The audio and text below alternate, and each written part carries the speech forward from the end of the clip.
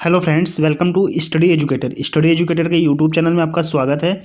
दोस्तों, इस वीडियो में हम लोग देखेंगे सीटेट के टॉप मोस्ट इंपॉर्टेंट क्वेश्चन जो आपके सीटेट 2022 के लिए बहुत ही महत्वपूर्ण है। दोस्तों, तो वीडियो को बिना स्किप किए पूरा देखिए। चलिए शुरू करते हैं। आपका क्वेश्चन नंबर फर्स्ट है, निम्नलिखित में से क्या ईवीएस में आकलन का एक व्यापक संकेत नहीं है? तो देखिए, ईवीएस में आकलन का एक व्यापक संकेत क्या नहीं है?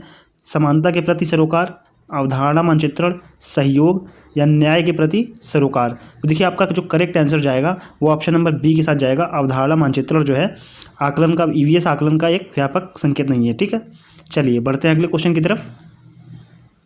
नेक्स्ट क्वेश्चन है, निम्नलिखित में से कौन सा एनसीएफ 2005 के अनुसार ईवीएस पाठ्यक्रम में सुझाए गए 6 विषयों में से एक है? तो देखिए दोस्तों, जो एनसीएफ 2005 के अनुसार जो है ईवीएस में पाठ्यक्रम में सुझाए गए 6 थीमों में से एक है चीज़ें जो हम बनाते हैं और करते हैं। ऑप्शन नंबर ए आपका सही होगा। ठीक है, चलिए बढ़ते हैं अगले क्वेश्चन की तरफ। नेक्स्ट क्वेश्चन है, विद्यालय में मिड डे मील के समय के लिए कौन सबसे प्रासंगिक है? तो देखिए, विद्यालय में जो मिड डे मील के लिए सबसे प्रासंगिक क्या है? यह शिक्षण अधिगम के लिए बहुत ही मूल्यवान समय को बर्बाद करता है। शिक्षण अधिगम के साथ इसका कोई लेना देना नहीं है। यह उन बच्चों के लिए है जो विद्यालय में खाली पेट आते हैं। यह ईवीएस शिक्षण अधिगम के लिए एक अच्छा शिक्षण अधिगम का अवसर है। ठीक है, तो देखिए ऑप्शन नंबर डी आपका सही होगा। यह ईवीएस शिक्षण अधिगम के लिए एक अच्छा शिक्षण अधिगम का अवसर है। ऑप्शन नंबर डी सही हो जाएगा। चलिए बढ़ते हैं नेक्स्ट क्वेश्चन की तरफ। नेक्स्ट क्वेश्चन रहेगा, तमिलनाडु के निकटवर्ती राज्य कौन कौन से हैं? तो देखिए, तमिलनाडु के निकटवर्ती राज्य हैं आपके, ऑप्शन नंबर सी के साथ जाएगा आंसर आपका, आंध्र प्रदेश, केरल, कर्नाटक। ठीक, ऑप्शन नंबर सी सही हो जाएगा। चलिए बढ़ते हैं अगले सवाल की तरफ। अगला क्वेश्चन इंपॉर्टेंट क्वेश्चन रहेगा आपके एग्जाम ऑफिस से। नेक्स्ट क्वेश्चन है, पर्यावरण अध्ययन में शिल्प कला और चित्रकला को समूह में करके सीखना पर बल दिया जाता है क्योंकि देखिए, कक्षा की अनुशासनहीनता को रोकने के लिए समूह में सीखना शिक्षकों के लिए एक आसान और बहुत प्रभावशाली युक्ति है। समूह में सीखना सहपाठी द्वारा सीखने को प्रोत्साहित करता है। समूह में सीखना कक्षा में सामाजिक अंतःक्रिया को बेहतर करता है। या समूह में सीखना पर्यावरण अध्ययन के पाठ्यक्रम को समय पर पूरा करने में सहायता करता है। देखिए दोस्तों, इसका जो करेक्ट आंसर होगा आपका ऑप्शन नंबर थर्ड सही होगा। बी और सी जो है आपका सही होगा। देखिए, समूह में सीखना सहपाठी द्वारा सीखने को प्रोत्साहित करता है और समूह में सीखना कक्षा में सामाजिक अंतःक्रिया को बेहतर करता है। तो ये आपका दोनों सही है। तो बी और सी जो है आपका राइट आंसर होगा। इंपॉर्टेंट क्वेश्चन रहेगा आपके एग्जाम ऑफिस से। चलिए बढ़ते हैं अगले क्वेश्चन की तरफ। अगला क्वेश्चन है, पर्यावरण अध्ययन के संदर्भ में बोझ के बिना सीखना क्या बताता है? तो देखिए, पर्यावरण के संदर्भ में बोझ के बिना सीखना क्या बताता है? आपका सही आएगा आंसर ऑप्शन नंबर डी, अबोध का भार कम करने की ज़रूरत है। ठीक है, ऑप्शन नंबर डी इसका सही होगा, अबोध का भार कम करने की ज़रूरत है। चलिए नेक्स्ट क्वेश्चन देखते हैं।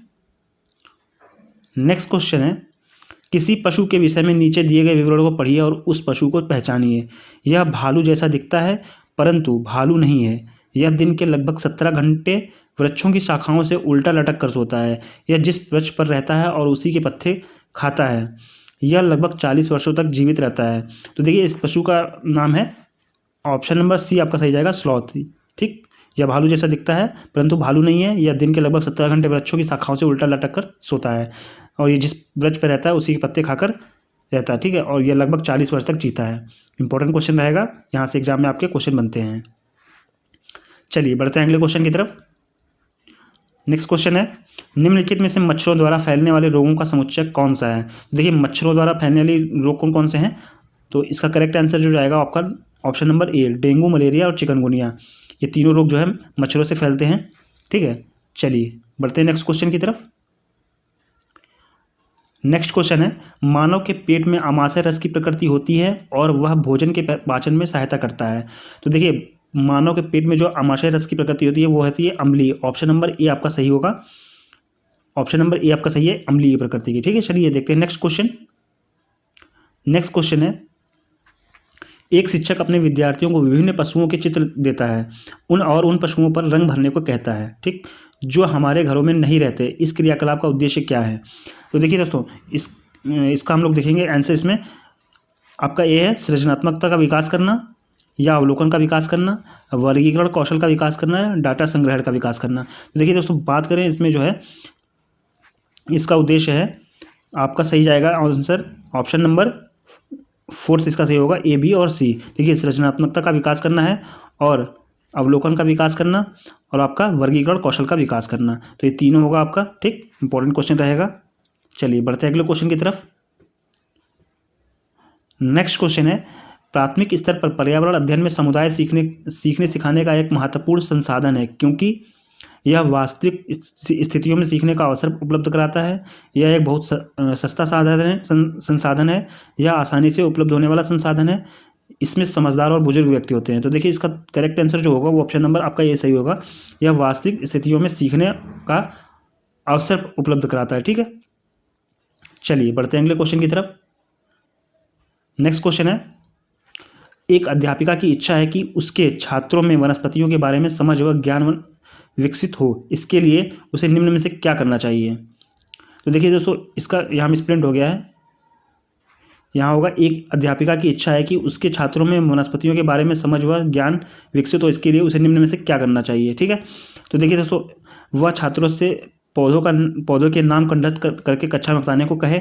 छात्रों से कहे कि वह विभिन्न प्रकार के पौधों के बारे में अपने माता पिता से पूछे। छात्रों से कहे कि वह स्वयं वीडियो देखकर पौधों की पहचान करे, या छात्रों को अपने साथ विद्यालय के बगीचे में चलने को कहे तथा वहां पर सभी पौधों की पहचान करने के लिए कहे। तो देखिए, ऑप्शन नंबर डी आपका सही हो जाएगा। इसका छात्रों को अपने साथ विद्यालय के बगीचे में चलने को कहे तथा वहां पर सभी पौधों की पहचान करने के लिए कहे। सबसे बेस्ट ऑप्शन है आपका ये।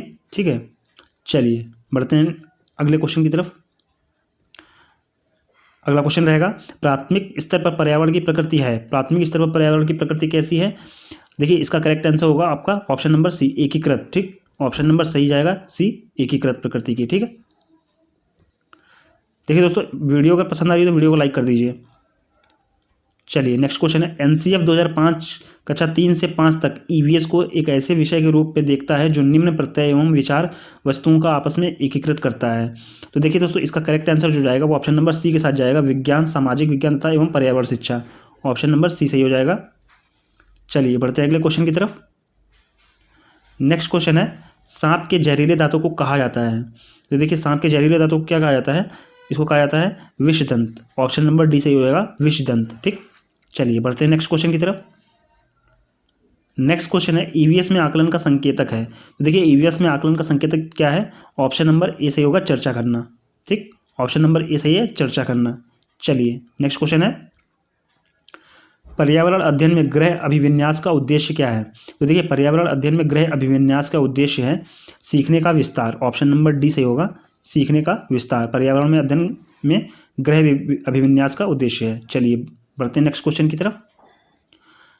नेक्स्ट क्वेश्चन रहेगा, भूषण अपनी कक्षा 2 की भाषा की कक्षा में थीम यात्रा को एकीकृत करना चाहते थे। आप किस संसाधन का सुझाव देंगे जो कक्षा में संपादन के लिए सबसे उपयुक्त है? तो देखिए, इसका करेक्ट आंसर जो होगा वो ऑप्शन नंबर डी सही होगा, बच्चों के यातायात पर अपने अनुभव। ठीक, ऑप्शन नंबर डी सही होगा, बच्चों के यातायात पर अपने अनुभव को जो है बताना। चलिए नेक्स्ट क्वेश्चन देखते हैं। नेक्स्ट क्वेश्चन है, पर्यावरण अध्ययन में सार्थकपूर्ण सीखना निम्न में से किसके द्वारा नहीं हो सकता है? तो देखिए, इसका करेक्ट आंसर जो जाएगा वो ऑप्शन नंबर डी के साथ जाएगा, बच्चों को स्मरण आधारित सीखने में शामिल करके। ठीक, ऑप्शन नंबर डी सही होगा, बच्चों को स्मरण आधारित सीखने में शामिल करके। ठीक है, चलिए बढ़ते हैं नेक्स्ट क्वेश्चन की तरफ। अगला क्वेश्चन रहेगा आपका, ईवीएस में एक शिक्षिका निम्न में से किसके अंतर्गत स्वच्छता अभियान चला सकता है? प्रोजेक्ट, परियोजना कार्य, प्रदत्त कार्य, क्षेत्र भ्रमण या प्रयोगात्मक कार्य? तो देखिए, इसका करेक्ट आंसर होगा ऑप्शन नंबर ए, प्रोजेक्ट। ठीक, प्रोजेक्ट कार्य से जो है शिक्षक जो है स्वच्छ अभियान चला सकता है। ठीक है, चलिए देखते हैं नेक्स्ट। दोस्तों, आई होप आपको वीडियो पसंद आई होगी। वीडियो को लाइक कर दीजिए, शेयर कर दीजिए, चैनल को सब्सक्राइब कर लीजिए। Thanks for watching.